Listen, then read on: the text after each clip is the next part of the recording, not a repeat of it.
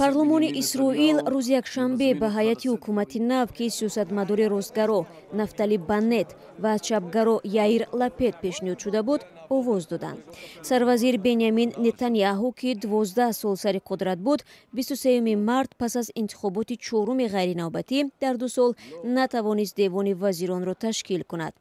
Нетаньяҳу аз минбари парлумон аз ҳамаи сокиноне ки ба тарафдории ҳизби Ликуди ӯ овоз доданд изҳори миннатдорӣ намуд.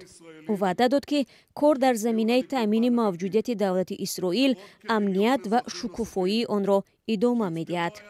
вай Нафтали Беннетро барои мақоми раҳбарии ҳукумат як чеҳраи номуносиб ва шахсе номид ки дар умури байналмилалӣ аз ҷумла барномаи ҳастаии Эрон мавқеъ надорад.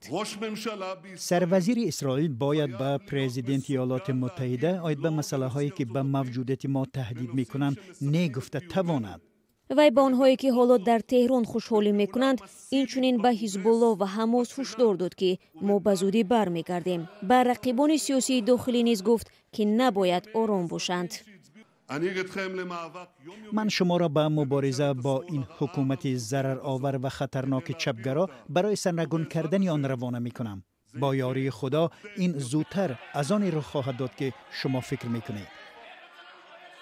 тарафдорони Нетаньяҳу бо шиорзанӣ ба суханронии Нафтали Беннет халал мерасонданд.